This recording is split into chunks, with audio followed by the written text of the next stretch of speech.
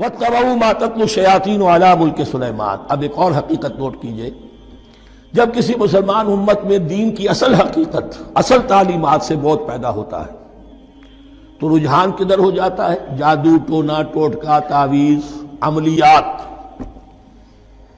قرآن کی عملیات۔ قرآن اترا تھا کسی اور کے لیے، کام کے لیے، یہ اس کو ذریعہ بناتے ہیں دشمن کو زیر کرنے کے لیے۔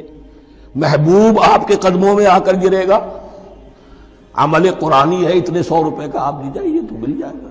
یہ دندے ہمارے ابھی چل رہے ہیں، خوب چلتے ہیں، اور میں سمجھتا ہوں کہ سب سے زیادہ فلرشنگ کاروبار جو ہے وہ اس طرح کا ہے۔ ہینگ لگے نہ پھٹکڑی، نہ آپ کو کوئی اس میں محنت کرنے کی ضرورت ہے، نہ اس کے اندر آپ کو انویسٹ کرنے کی ضرورت ہے، اور کاروبار چلتا۔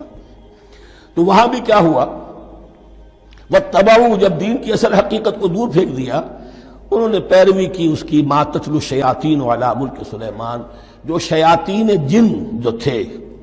عَلَىٰ مُلْكِ سُلَيْمَانَ سے مراد ہے عَلَىٰ عہد ملک سلیمان، حضرت سلیمان کے زمانے میں، چونکہ اللہ تعالیٰ نے ان جنات کو حضرت سلیمان کے تابع کر دیا تھا، تو وہاں پر چونکہ ان کا اب جو ہے کوئی میل جول زیادہ تھا لوگوں کے ساتھ، تو وہ انہیں کچھ اس قسم کی چیزیں سکھاتے رہتے تھے، گویا کہ اندر سے تخریب کاری۔ وَاتَّبَعُوا مَا تَتْلُو الشَّيَاطِينُ عَلَىٰ مُلْكِ سُلَيْمَانَ وَمَا كَفَرَ سُلَيْمَانُ وَلَٰكِنَّ الشَّيَاطِينَ كَفَرُوا۔ اور سن لو، سلیمان نے کبھی کفر نہیں کیا، بلکہ یہ شیاطین تھے کہ جو کفر کرتے تھے۔ جادو کفر ہے، لیکن آپ کو نقش سلیمانی آج تک بھی لفظ ملے گا، نقش سلیمانی۔ آج بھی مسلمان بھی ان چیزوں کو حضرت سلیمان کی طرف منسوب کر رہے ہیں، وہ ظلم اب بھی جاری ہے۔ وَمَا كَفَرَ سُلَيْمَانُ وَلَٰكِنَّ الشَّيَاطِينَ كَفَرُوا يُعَلِّمُونَ النَّاسَ السِّحْرَ، وہ لوگوں کو جادو سکھاتے تھے۔ وَمَا أُنزِلَ عَلَى الْمَلَكَيْنِ بِبَابِلَ هَارُوتَ وَمَارُوتَ، اور جو کچھ نازل کیا گیا 2 فرشتوں پر، ہاروت اور ماروت پر، بابل میں۔ بابل یہ ہے پرانا عراق، بیبلونیا۔ نبوکدنضر بھی بیبلونیا کا بادشاہ تھا، نمرود بھی بیبلونیا کا بادشاہ تھا۔ عراق کے بادشاہوں کا لقب ہی تھا نمرود، نماردہ اس کی جمع ہے۔ تو حضرت سلیمان کی حکومت جب تھی تو وہاں پر یہ لوگ جنات جو ہیں وہ اس قسم کی تخریب کاری کر رہے تھے، تو اللہ تعالیٰ نے آخری آزمائش کے لیے 2 فرشتوں کو زمین پر اتارا، اور وہ انسانی شکل میں لوگوں کو جادو سکھاتے تھے، بتاتے بھی جاتے تھے دیکھو جادو کفر ہے، ہم سے مت سیکھو، لیکن اس کے باوجود لوگ سیکھتے تھے۔